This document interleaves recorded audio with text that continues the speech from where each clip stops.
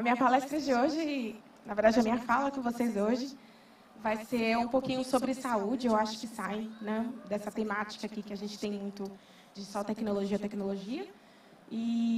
Mas assim, a tecnologia está dentro da saúde também, principalmente na área de biologia molecular, que é a área que eu trabalho. E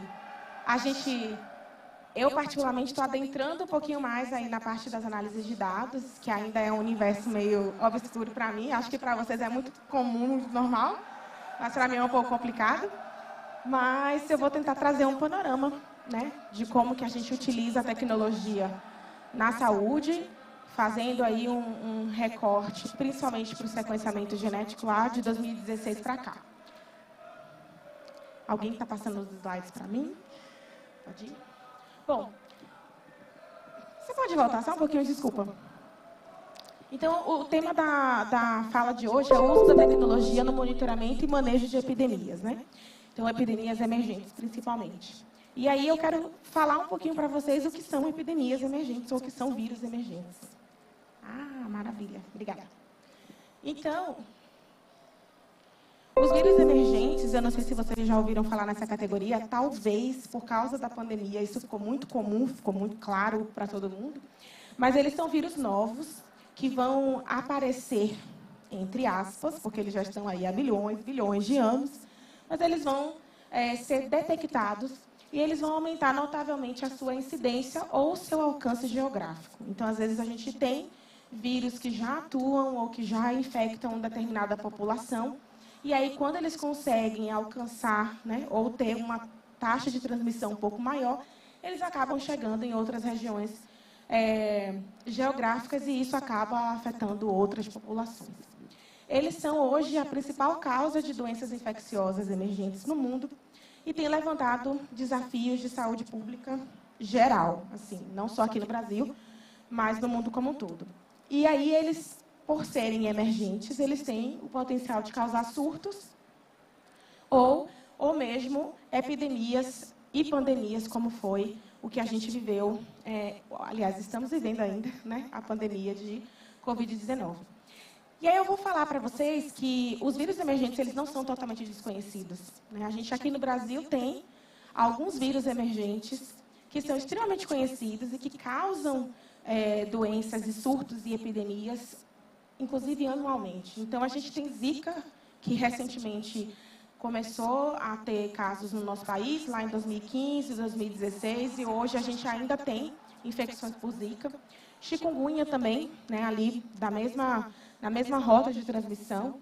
O SARS e o MERS, que acometeram populações mais lá atrás, 2002, 2013, e o SARS-CoV-2 mais recentemente, aí, com a epidemia mundial que a gente conheceu como pandemia.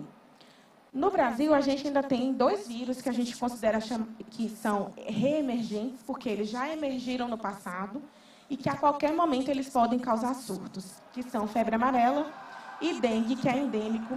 Todo ano tem epidemia de dengue, todo ano. A gente faz campanha, todo ano tem casos, todo ano tem morte, infelizmente. Bom, o nosso trabalho, a galera lá está animada. O nosso trabalho dentro da ciência, e especificamente o trabalho que eu faço hoje junto com a minha equipe, e que está ganhando o Brasil, graças a Deus, é a vigilância genômica, né? E o que é fazer vigilância genômica? É basicamente monitorar genomas de organismos, e aí pode ser qualquer organismo, então a gente tem organismos virais, bactérias, fungos, entre outros, de modo a compreender os mecanismos de introdução, dispersão, emergência ou reemergência desses micro-organismos numa determinada população. E aí, no caso dos vírus, isso é muito, muito fácil de ser mais frequente, porque os vírus se disseminam muito mais rápido. E aí, com a vigilância genômica, a gente consegue fornecer muitas respostas para as questões de saúde pública. E eu vou falar um pouquinho sobre isso hoje. Então, na vigilância genômica, basicamente o que a gente faz, ou o que a gente tem como premissa, é que a rápida identificação dos agentes causadores de uma determinada doença permite que a gente dê rápidas respostas para investigar esses surtos. Então, quando a gente consegue determinar a sequência do genoma de um micro-organismo, e aí eu não sei se todo mundo aqui entende, mas eu vou fazer uma aulinha assim, básica do ensino médio, só para recapitular para quem não está lembrado. Todos nós somos formados por células. Alguns micro-organismos são formados por uma única célula, outros são formados por partículas, como é o caso dos vírus. Dentro dessas partículas ou das células, a gente vai encontrar um genoma, que pode ser o DNA ou o RNA, que vocês devem lembrar lá de biologia do ensino médio.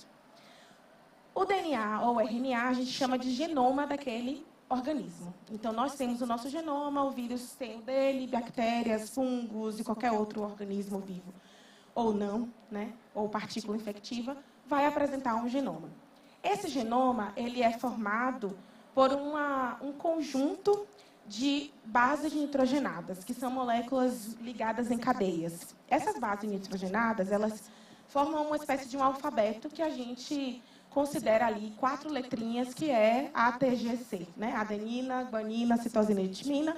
Ou, no caso do RNA, a gente tem a timina trocada pela uracila. Todo mundo relembrou isso aí da biologia, né? Agora, imagina que no sequenciamento genético, o nosso trabalho é basicamente decifrar a ordem exata em que essas letrinhas vão aparecer no genoma de um organismo. E por que a gente faz isso? Né? Porque quando a gente consegue determinar essa sequência do genoma completo, aliado às análises de bioinformática, que aí entra vocês, a galera da tecnologia hard mesmo, a gente consegue entender quais são as modificações daquele organismo frente ao que já foi publicado anteriormente. Então, basicamente, a análise comparativa, que a gente chama de análise filogenética ou filogeográfica. Então, a gente consegue responder questões de epidemiologia, a gente consegue rastrear a adaptação desse patógeno ao ambiente. E aí, quando a gente fala ambiente, não é só o meio ambiente, mas o nosso organismo também. E aí, a gente é muito antropocêntrico, né? Nesse sentido, a gente acha que nós somos o centro do universo, então quase toda a parte de estudo vai sempre buscar entender como que esses patógenos interagem com o nosso organismo e identificar as principais fontes de transmissão. Então, no nosso trabalho, a gente vive buscando entender ou melhorar técnicas para conseguir fazer isso de forma mais rápida, de forma mais acurada. Então, tudo começa lá, em 1953, vou mudar um pouquinho de lado, com Watson e Crick, que vocês devem se lembrar também, né, que elucidaram a estrutura tridimensional do DNA. Na realidade, eles roubaram a ideia da Rosalind Franklin, acho que vocês devem saber disso, né? Então, a dona da descoberta, na verdade, é uma mulher. Isso depois foi refutado e tudo mais, está tudo aí, mas ainda está lá, o prêmio Nobel ainda é deles. Mas tudo bem.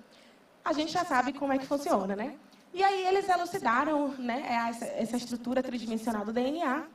E em 1965, Robert Hulley e colaboradores determinaram a primeira sequência nucleotídica completa de um RNA de transferência de alanina, que é uma sequência pequenininha, que são 9 nucleotídeos.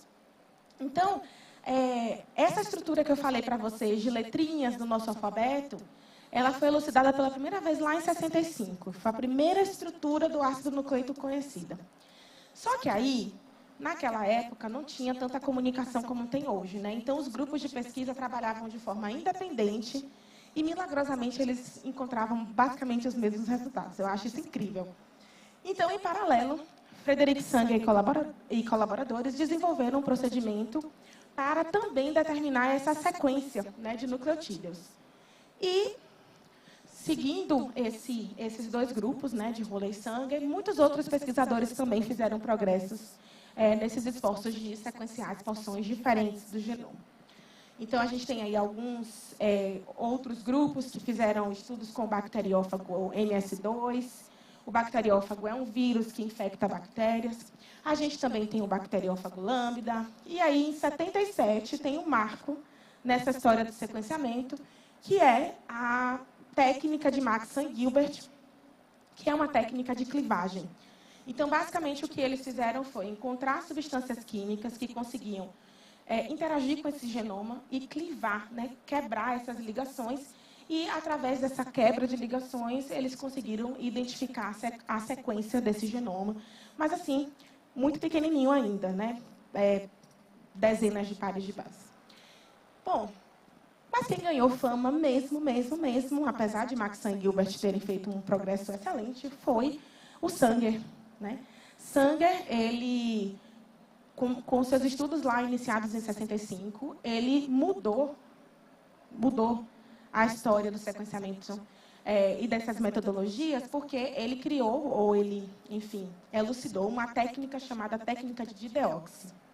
Então, basicamente, ele conseguiu identificar uma técnica que consegue criar uma terminação na cadeia e, por ordenar por tamanho essas pequenas porções do genoma, ele consegue identificar qual é a ordem exata.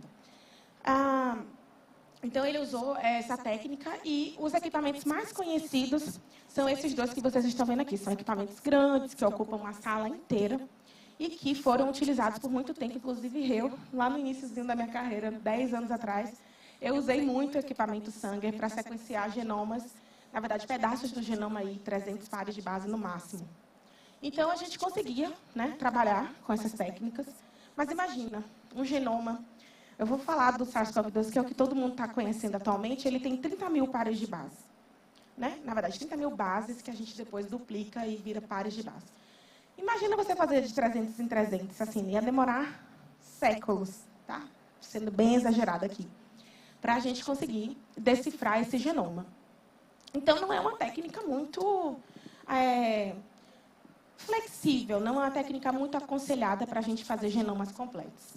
E aí, por conta disso, né, com a evolução da tecnologia, os dois próximos sequenciadores que fizeram muito sucesso, ganharam muito espaço, foram o Illumina e o Ion Torrent, que são esses dois que vocês estão vendo aqui, que são dispositivos de bancada. Eles são dispositivos considerados dispositivos de Next Generation, que é a nova geração. Então, naquela época, era Next Generation, né? Então, eles são utilizados para gerar grandes dados. Então, eles já conseguem fazer genomas completos. E, inclusive, eles são, assim, eu vou dizer, poderosos, porque grande parte dos dados que são gerados não conseguem ser analisados. O tanto de dado que esses equipamentos, que esses sequenciadores geram,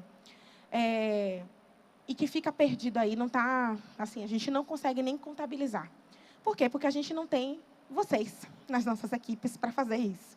Então, a gente acaba perdendo muito dado, a gente faz aquelas análises comparativas, consegue entender algum resultadozinho, mas falta muito mão de obra qualificada na parte de tecnologia e análise de dados para a gente conseguir extrair o máximo de informações.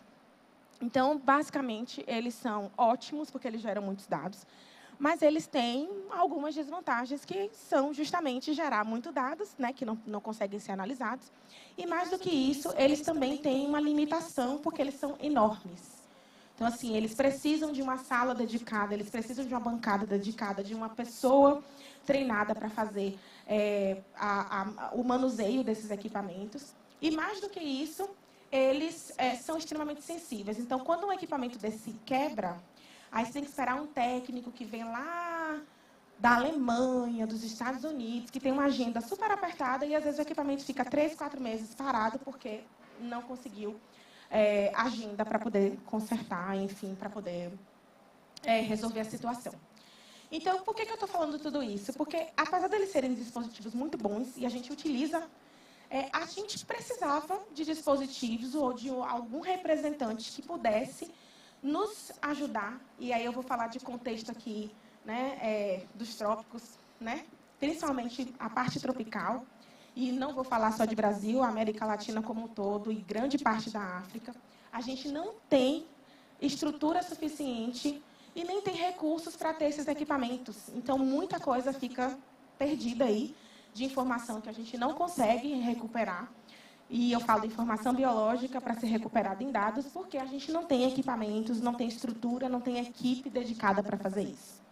E aí, isso virou um grande desafio, né? Que era justamente você ter um equipamento que pudesse ser utilizado em situações remotas. E é aí que entra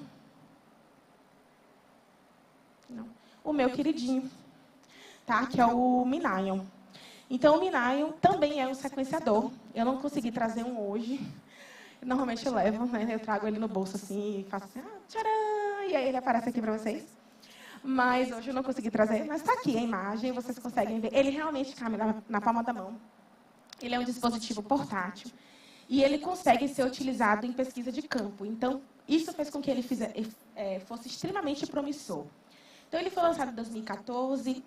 A empresa que fabrica e comercializa é a Oxford Nanopore Technologies, lá de Oxford, na Inglaterra. Então, eles começaram como uma startup e hoje eles já são uma empresa mais estabelecida.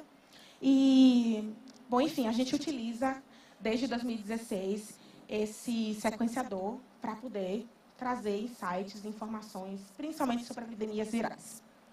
Bom, como que tudo começou, né? Como que a gente começou a utilizar esse sequenciador no Brasil?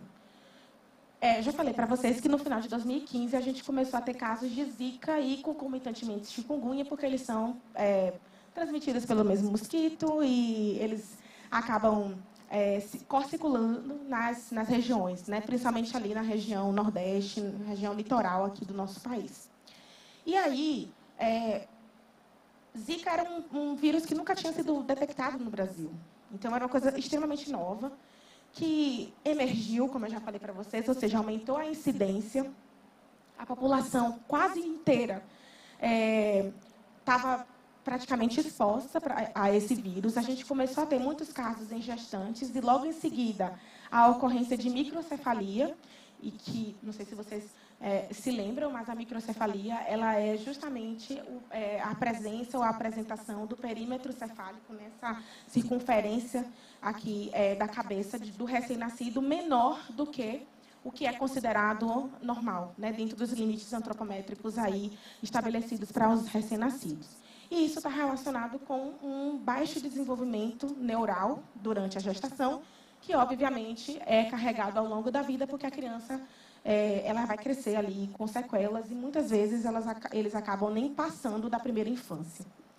Então, quando a gente percebeu, né, que Zika realmente tinha uma incidência muito alta, principalmente os nossos colaboradores na Inglaterra tiveram interesse em investigar como esse vírus chegou aqui no Brasil e quais eram as informações genéticas que poderiam ser extraídas dali, comparadas com outras que já tinham sido publicadas anteriormente, para a gente saber o que estava acontecendo no Brasil e por que tinha explodido tanto o caso de Zika e, logo em seguida, chikungunya. E aí a gente se juntou, né, com esse pessoal. Então, eu estava, na época, na Fiocruz da Bahia, lá em Salvador, minha terra natal. E, junto com pesquisadores da USP, do Instituto Evandro Chagas, lá em Belém, da Fiocruz de Pernambuco e da Universidade de Oxford, da Universidade de Birmingham e da Universidade de Edimburgo, a gente lançou esse projeto chamado ZIBRA, né, que é uma sigla que denota Zika in Brazil Real Time Analysis, que significa análise em tempo real do vírus Zika no Brasil. E a gente, dentro de um laboratório móvel que foi adaptado para essa parte de sequenciamento, essa técnica de sequenciamento, a gente viajou aí pelo Nordeste do Brasil durante 2 semanas, em meados de 2016. Então, ali, primeira quinzena de junho, a gente viajou por essas cidades do Nordeste, né, principalmente as capitais. Então, nós começamos em Natal e fomos descendo até João Pessoa, Recife, Maceió e Salvador. E a gente foi dentro desse micro-ônibus adaptado, junto com a equipe, fazendo sequenciamento genético, usando aquele sequenciador pequenininho que cabe no bolso e só precisa ser conectado a um computador. Então, essa foi a equipe que fez esse trabalho. E a gente tinha tanto a equipe que fazia coleta, identificação e classificação dos mosquitos, que é uma coisa bem específica, né? Não é todo mundo que faz. E tinha a equipe mais técnica, que, né, a gente se reunia todos os dias de manhã e a gente definia quais eram as metas do dia para entender, né, o que a gente podia extrair ali de cada local. Então, como vocês podem ver, a equipe técnica, aí, que, na verdade, era composta pelos nossos motoristas, por a gente mesmo, pelos outros pesquisadores, a gente acabou levando um extrator de ácidos nucleicos, que não era tão necessário assim, mas, enfim, alguém resolveu levar, e virou aí esse elefante branco na viagem que a gente tinha que toda vez subir e descer, mas que nos ajudou, né, a entender qual era a questão, como que a gente podia fazer isso. E aí, esse projeto ele foi inspirado em um projeto que já tinha acontecido na Guiné, com o surto de ebola. Então, a gente teve um surto de ebola em 2014, e aí o Josh, deixa eu ver se o Josh está aqui, é a segunda imagem ali da linha superior. Ele é um pesquisador da Universidade de Birmingham, lá na Inglaterra, e ele foi a pessoa que, além de desenvolver alguns protocolos para esse sequenciador, ele foi para a Guiné para cobrir esse surto de ebola. Então, ele, usando quase a mesma técnica que a gente usou aqui, acho que com menos recursos, eu diria, ele conseguiu trazer insights muito importantes sobre a epidemia de ebola. E a gente utilizou basicamente a mesma plataforma que ele usou para fazer aqui no Brasil. Então, a gente viajou pelo Nordeste, então essas imagens aí são muito bonitas, mas os perrengues vocês já viram na tela anterior. Eu sou essa aqui de camisa azul, cabelo curto e, enfim, estilizado aí, bem diferente do que eu costumo usar hoje. E essa virou, inclusive, a imagem representativa do projeto, né? Então, essa imagem já foi exposta em vários lugares do mundo, porque o projeto, de fato, se tornou um sucesso, né, de saúde pública no Brasil. Então, a gente viajou, depois a gente voltou para o laboratório, continuou trabalhando, eu estou aqui, de touquinha, e a gente teve a oportunidade de publicar um dos artigos mais importantes, três artigos, dois dos mais importantes dentro da área da saúde. Eu não sei se vocês entendem um pouquinho da área acadêmica, mas o nosso trabalho, enquanto cientistas, é basicamente publicar artigo, tá? Fazer um projeto e publicar um artigo. Então, se você não publica um artigo, você não fez o projeto, tá? Tem que publicar o artigo. E aí, o artigo, eles têm métricas, né? Então, a Nature é uma das principais, eu diria, se não, acho que uma das 5 principais, né? Tem a Science, tem a Cell, a gente tem artigos na Science também, mas, enfim, esses dois aí saíram na Nature. E o primeiro, a gente mostra como que nós idealizamos essa técnica, como que nós padronizamos essa técnica. E no segundo, que é esse que está aqui embaixo, a gente mostra exatamente como que aconteceu a introdução do vírus no Brasil e como que ele se espalhou para o restante da América Latina, né? Então, basicamente, o que a gente mostra aqui, isso é uma árvore filogenética, se a gente lê da esquerda para a direita, imagina que isso está numa escala temporal. Então, basicamente, o que a gente observa é que o Nordeste do Brasil, que está ali em azul, no iniciozinho, foi a primeira região a ter a introdução do vírus, né? Esse vírus saiu da África, deu um pulinho no Caribe e chegou no Brasil. E aí, ao chegar no Brasil, chegou no Nordeste, acabou se disseminando pelo Nordeste. E como a gente vive num mundo globalizado, né, é questão de um voo para que a gente tenha um vírus sendo transmitido de um lugar para o outro ou sendo disseminado de um lugar para o outro. Então, a Bahia, infelizmente, ali, meu estado, foi um dos grandes representantes do Nordeste responsável por essa disseminação do vírus. E aí a gente começa a ver que isso vai lá para o Sudeste, então a gente tem ali, em rosinha, a gente tem o Sudeste, mas a gente também tem outros lugares na América do Sul, e tudo acabou se espalhando realmente do Nordeste. Então, o Nordeste teve um papel importante em exportar, né, para o Sudeste, e do Sudeste a gente também teve exportação para o restante da América do Sul. Gente, isso daqui para 2016 foi disruptivo. Hoje parece muito natural, porque a gente faz isso para o SARS-CoV-2 de olho fechado. Mas em 2016 era uma coisa do tipo assim, caraca, olha como o sequenciamento genético pode responder muitas perguntas. Se a gente tivesse tido tempo suficiente e eu acho que celeridade no processo para fazer isso no início da epidemia de Zika, boa parte dos casos de microcefalia não teriam acontecido, né? Naquela época, a gente ainda não era tão negacionista como a gente é hoje. Então, eu acho que realmente não teria acontecido. Bom, mas aí ficou a lição, né? Ficou a experiência. E aí eu publiquei esse capítulo de livro também, onde eu mostro a nossa experiência de fazer essa viagem. E depois a gente identificou, utilizando essa técnica também, nós identificamos o vírus no leite materno. E essa identificação no leite materno ela é muito importante, porque isso denota que o vírus podia, de fato, ser transmitido da mãe para o bebê, que é o que a gente chama de transmissão vertical. Então, toda vez que você encontra algum vírus, principalmente vírus, no leite materno, isso é um grande indicativo de que o vírus pode ser transmitido para o bebê através da amamentação. E aí isso está relacionado com uma série de comportamentos que precisam ser revistos pela saúde pública, inclusive mulheres portadoras, né, de HIV, que é um dos vírus mais conhecidos. Normalmente elas não são aconselhadas a amamentar seus filhos, justamente para que não haja essa transmissão vertical. Então, quando você detecta isso, você começa a trazer insights para a saúde pública, de modo que eles possam preconizar ou não, né, o aleitamento materno para mulheres infectadas. Bom, passou a epidemia de Zika, a gente conseguiu mostrar como que a gente fazia o nosso trabalho, o quanto ele era importante.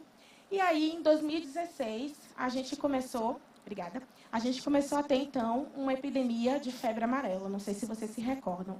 Como eu trabalho na área, eu lembro até das manchetes, mas eu não sei se vocês se recordam, a gente teve um surto muito forte de febre amarela no Brasil entre 2016 e 2018.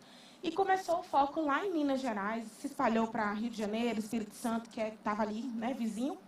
E a gente usou a mesma técnica de sequenciamento para identificar qual era a origem dessa febre amarela, qual era a origem desse vírus. Por quê? Porque o vírus da febre amarela, ele tem dois ciclos. Um ciclo que a gente chama de urbano e o ciclo que a gente chama de silvestre, ou, enfim, selvagem, tá?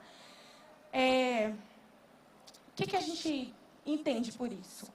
Febre amarela está circulando no Brasil aí o tempo inteiro, tá? Mas ele está contido ali nos ambientes de mata fechada. Então, ele circula ali entre os animais que não apresentam sintomas e que não sofrem com a doença. E ele fica se mantendo ali, naquele ambiente, naquele microambiente.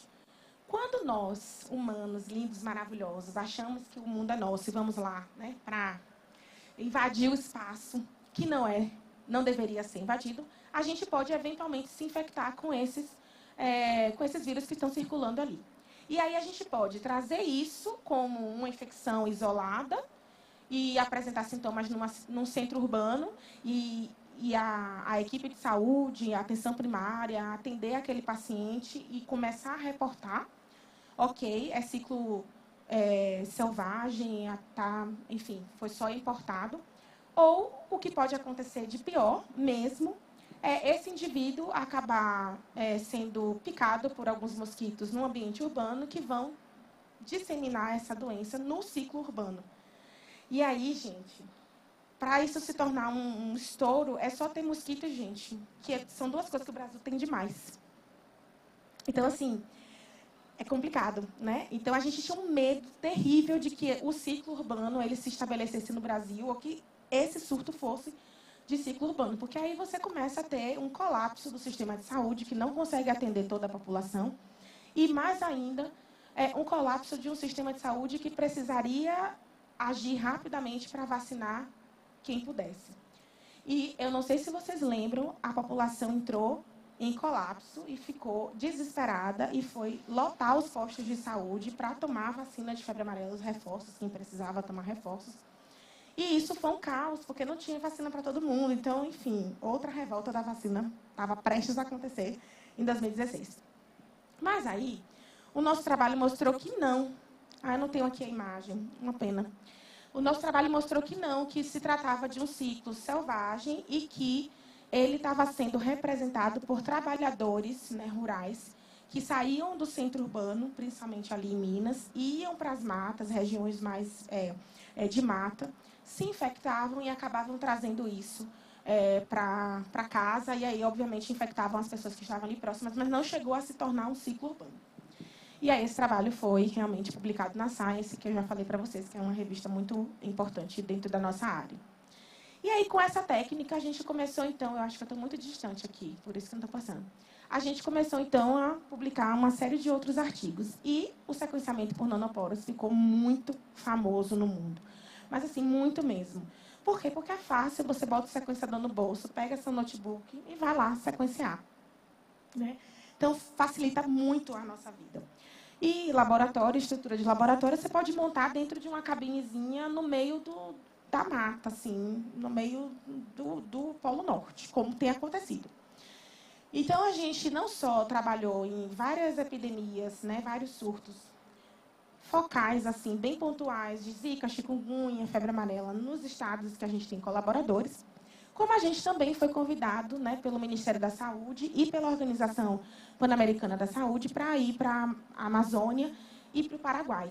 Então, nós fizemos 2 viagens, né, lá em cima, na Amazônia, e aqui embaixo, no Paraguai, onde não só fomos fazer o sequenciamento genético para ter insights sobre surtos que estavam acontecendo, como a gente também foi treinar as equipes. E aí agora já começa uma outra história, que é a história de fazer discípulos. Né? Então, a gente começou não só a fazer o sequenciamento para trazer uma resposta de saúde pública, como também fomos treinar as equipes. E aí isso também rendeu vários outros trabalhos. Então, a gente mostra como que aconteceu o surto de chikungunya na Amazônia. Deixa eu ver. Está muito longe. Vou voltar só um pouquinho, porque eu pulei uma aqui. E aí, é isso mesmo. E aí, a gente chega em 2019, que é quando... Isso tudo foi passando, tá, gente? Eu estava na minha iniciação científica, mestrado, doutorado, e o tempo foi passando e eu estou trabalhando com sequenciamento genético. Em 2019, eu finalizei meu doutorado, estava super desestimulada, queria parar de fazer ciência, assim, tipo, fazer pesquisa. Estava muito cansada, psicologicamente cansada, porque é um ambiente muito tóxico, principalmente se você não souber impor limites, que era o meu caso. E cansada mesmo de estar ali. Poxa, eu já tinha formado, estava ganhando uma bolsa, que não é muito legal, né? Financeiramente não é tão vantajosa. E eu queria, enfim, eu queria viver mais tranquila. E eu falei, vou ser professora só, que eu já era, né, desde 2014.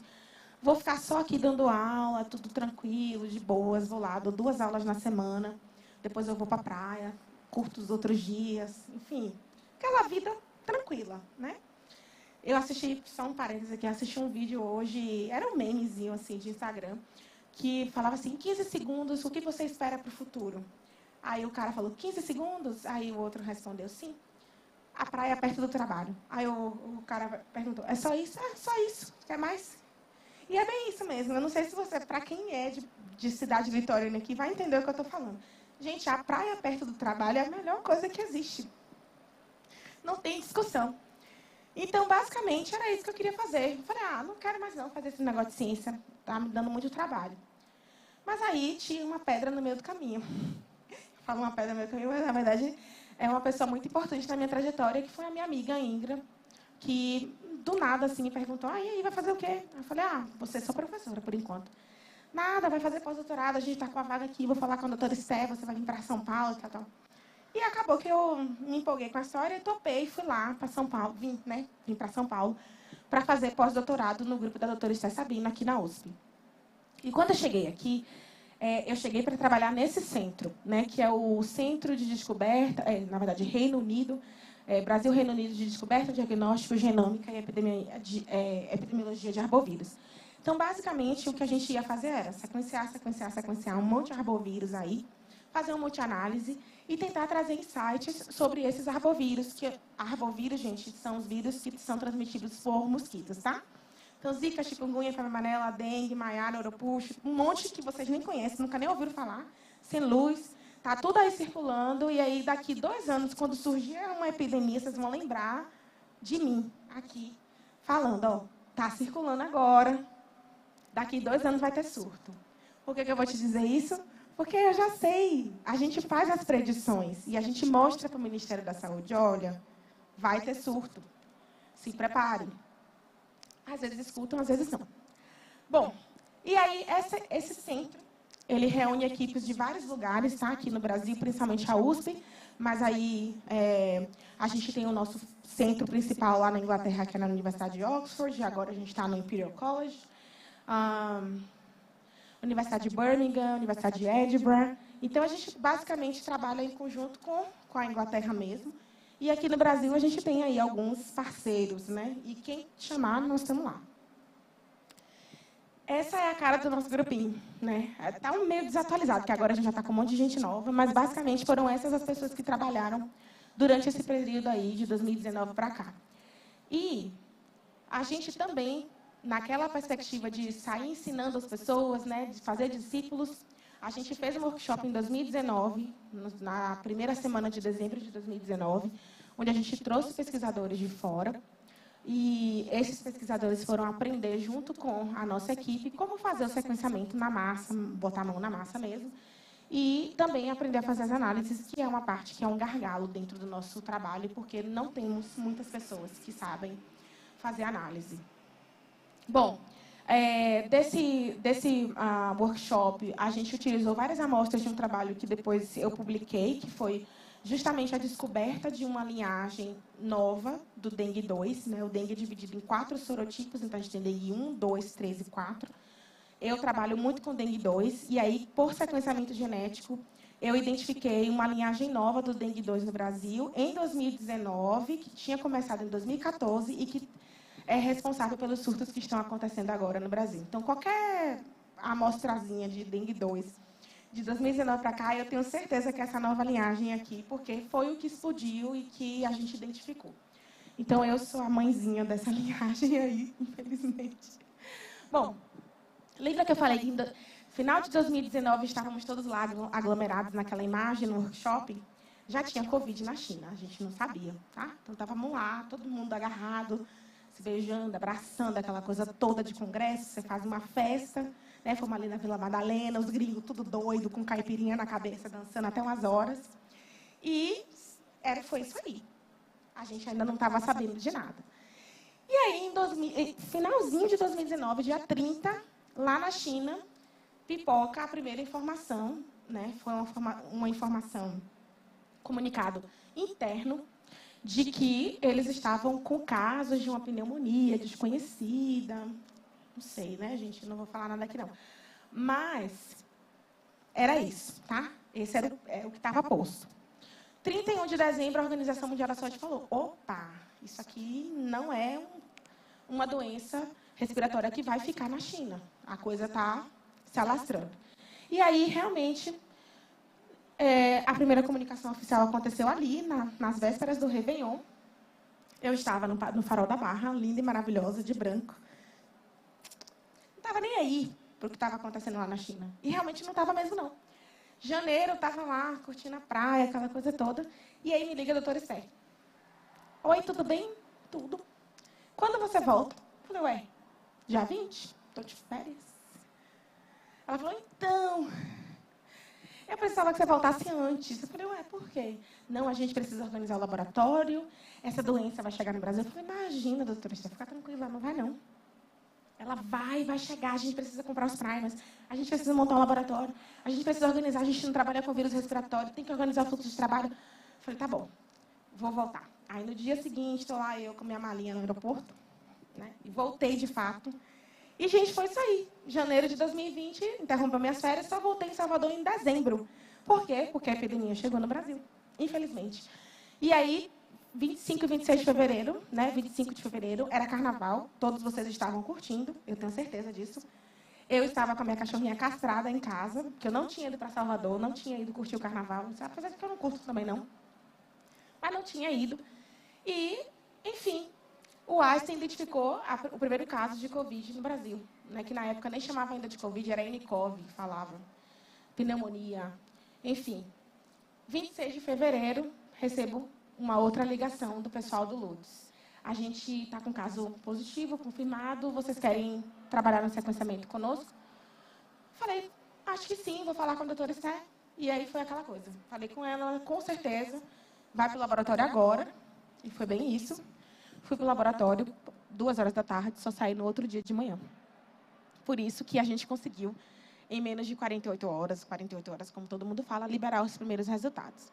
E aí eu vou explicar para vocês, basicamente eu já falei sobre isso, né? O genoma acumula muitas informações, mas a gente consegue prever a estrutura do vírus, o acúmulo de mutações. Com o acúmulo de mutações, a gente consegue calcular a taxa de transmissão e, com isso, a gente monitora a epidemia.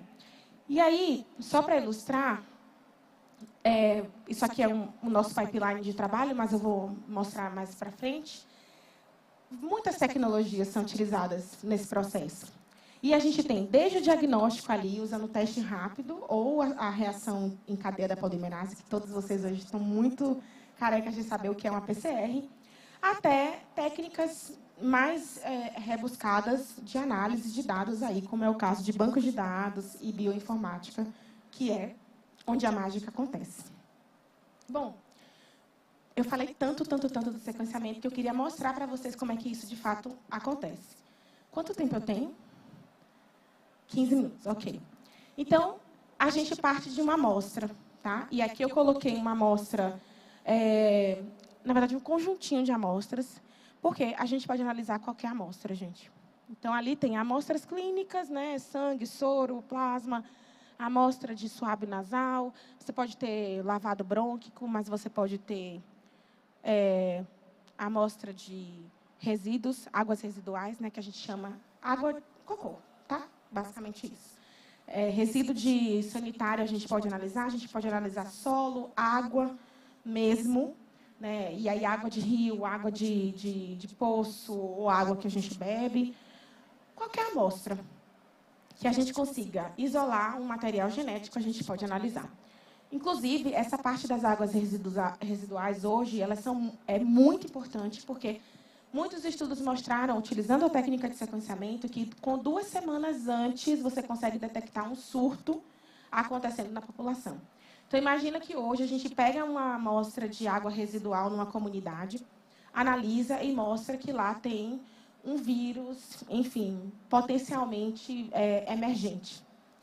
A gente consegue, baseado naquele resultado, prevenir os casos clínicos que podem acontecer daqui 2 semanas.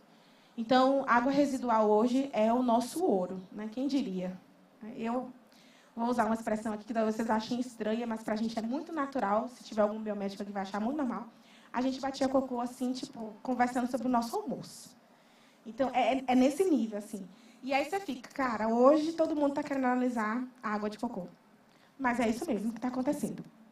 Então, basicamente, o que a gente faz? A gente pega tudo isso aqui de amostra, isola o material genético, pode ser RNA, pode ser DNA, faz uma reação em cadeia da polimerase, que vocês estão cansados de saber que é uma PCR, que, na verdade, é uma reação de amplificação de um genoma. Então, utilizamos algumas moléculas-alvo e a gente amplifica aquele genoma para tentar identificar se é positivo ou não.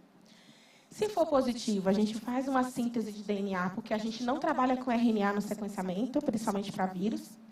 E aí, depois, a gente segue para todo um preparo de laboratório para chegar lá no sequenciador, que é aquele pequenininho, e depois vir aqui para a bioinformática, que é onde, de fato, a gente consegue trazer informações em dados.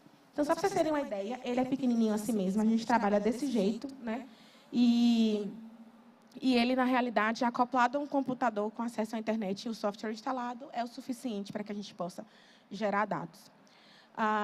Aqui mais uma imagem, onde a gente mostra, né, aplicando a amostra.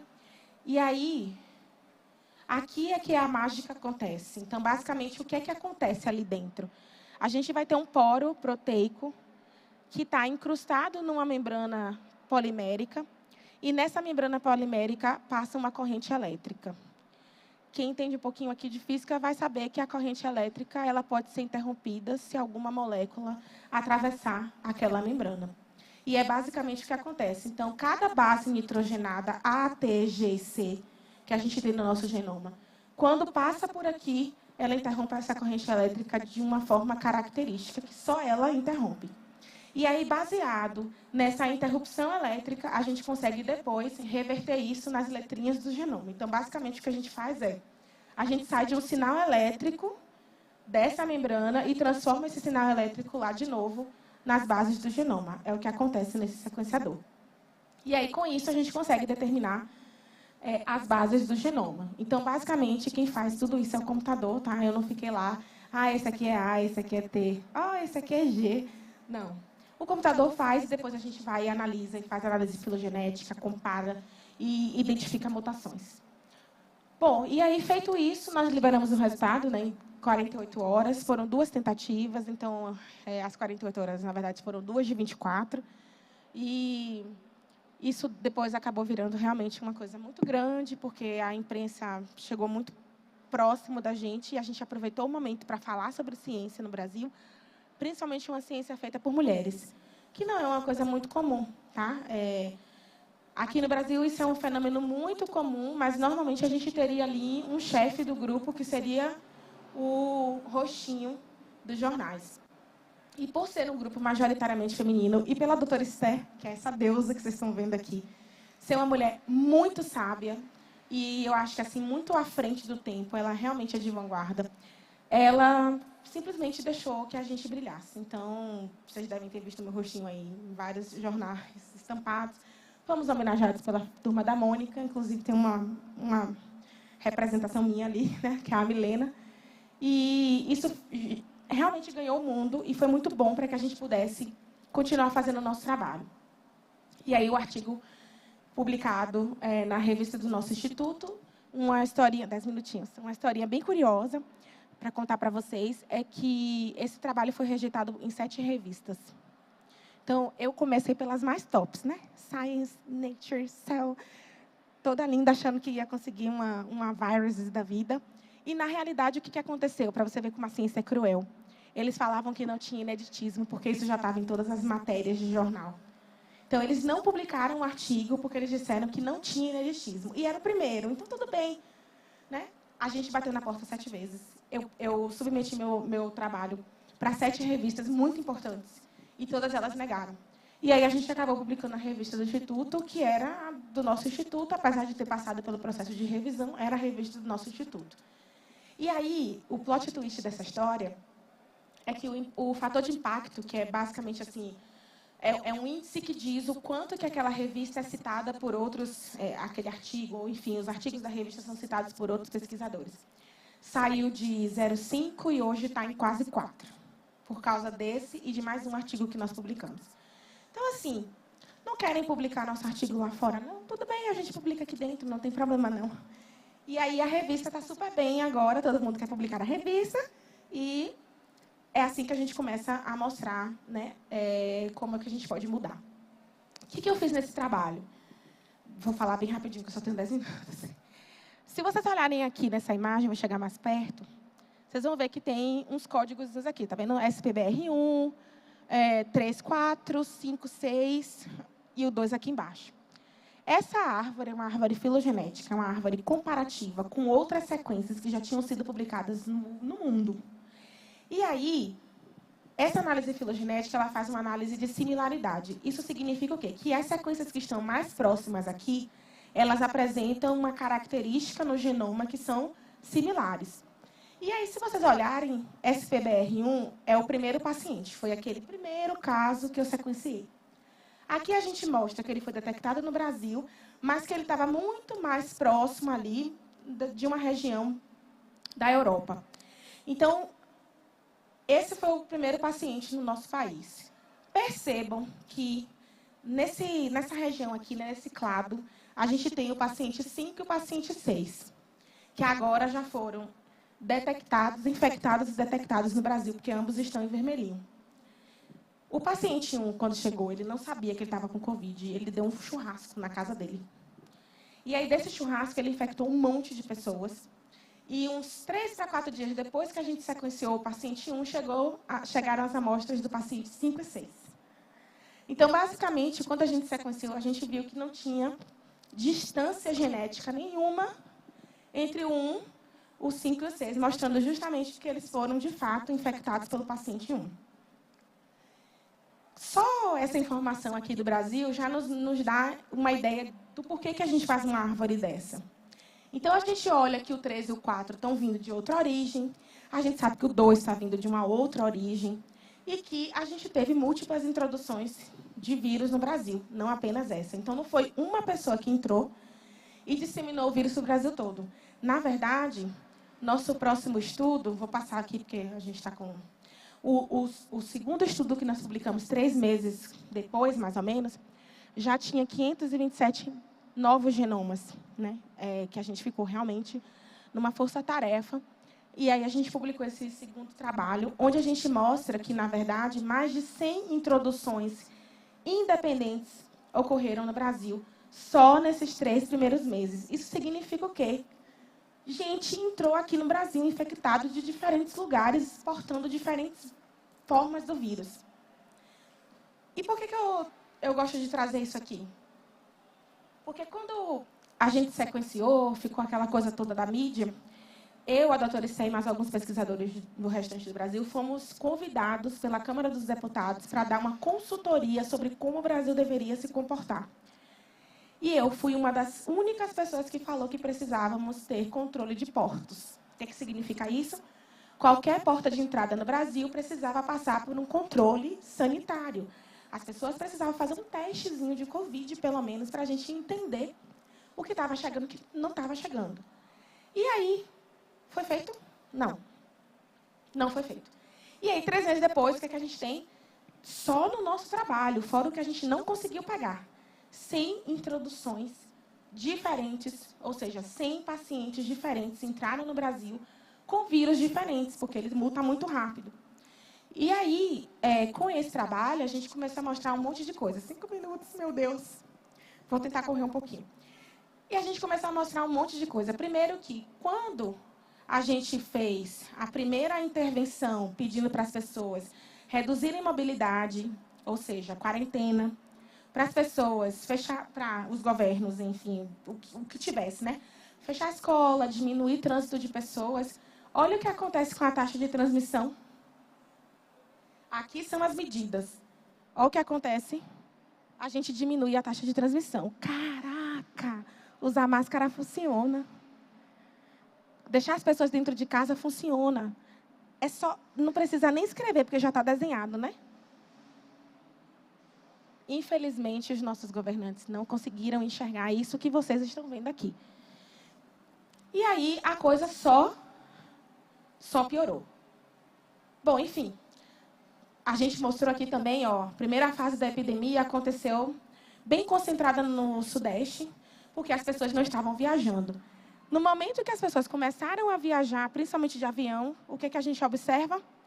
O Sudeste exportando para o restante do país. Gente, é lógica isso, assim, não precisa nem de muito esforço para entender. E aí, infelizmente, a gente não teve muito apoio, né?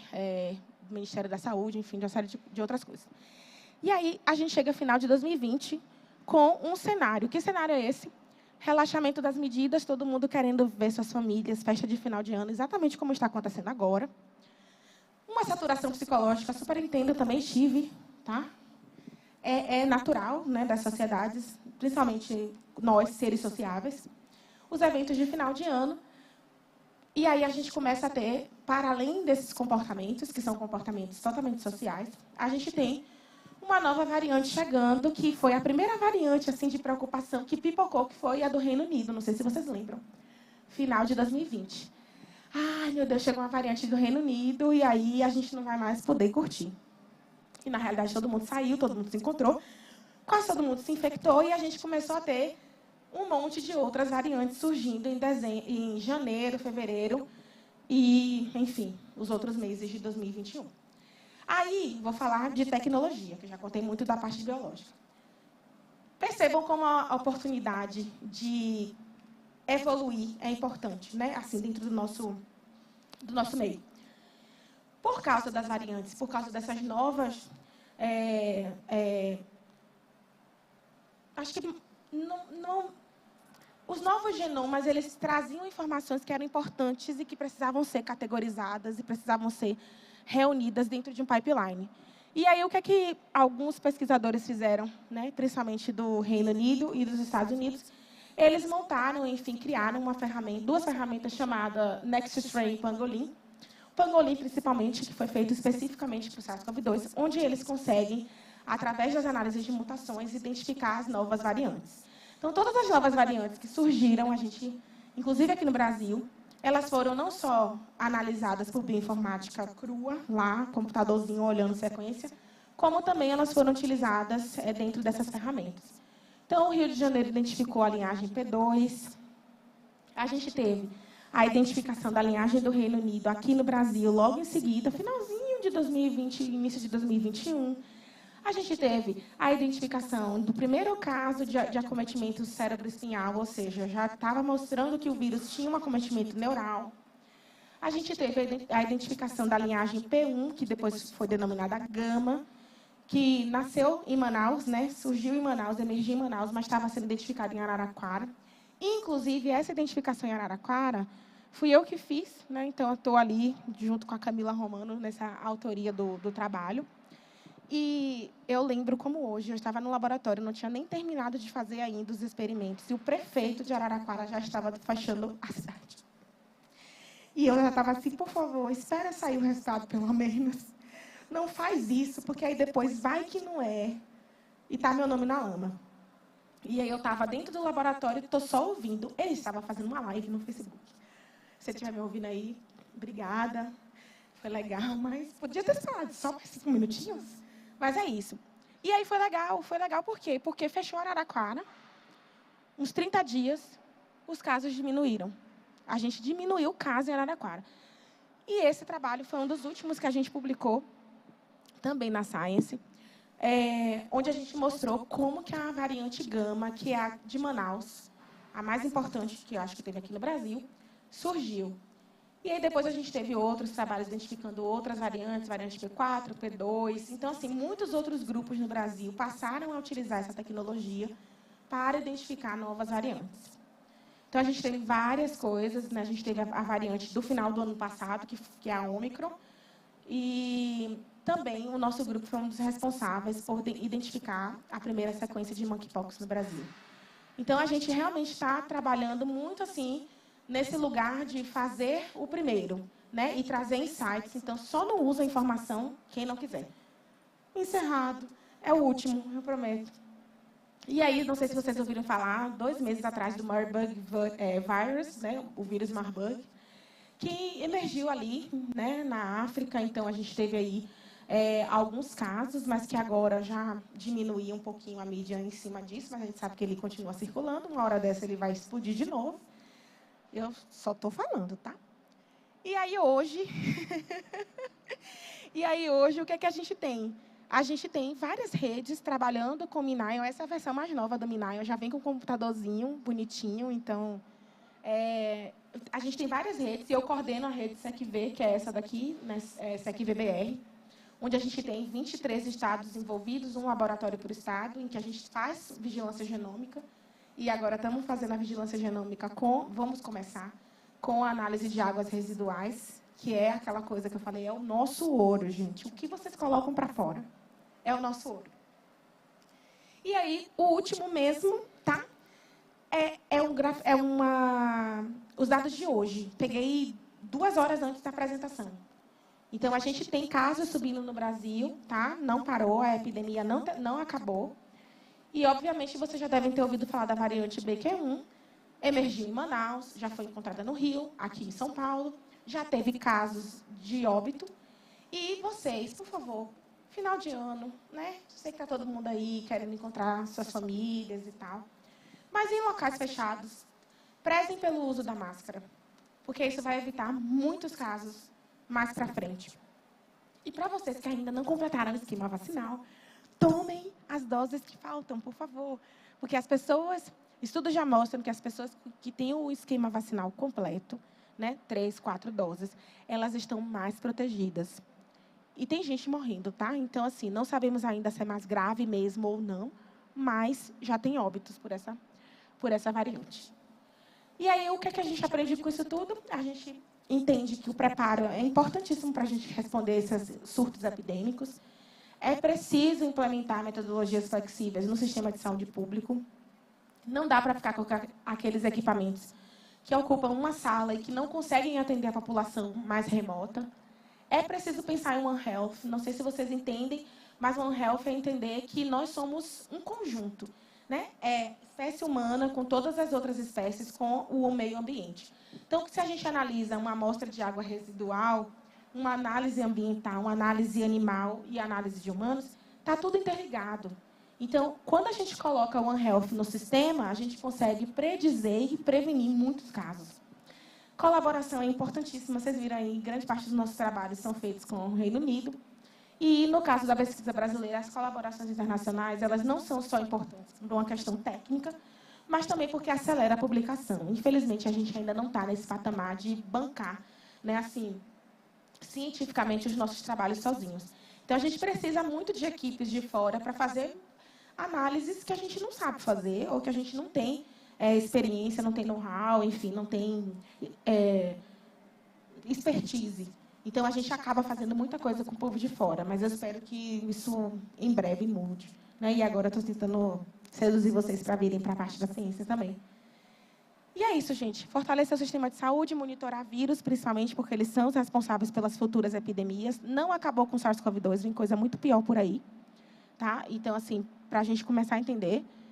E popularizar a ciência, que é uma das coisas que eu tento mais fazer hoje, que é falar disso. E aí, vocês podem, aqui são essas referências, vocês podem conectar comigo lá no Instagram e também no e-mail. E todo esse trabalho ele é feito na USP, dentro do CADE, que é esse Centro de Arbovírus, com patrocínio, apoio financeiro da FAPESP e do Medical Research Council. É isso, gente. Obrigada. Obrigada.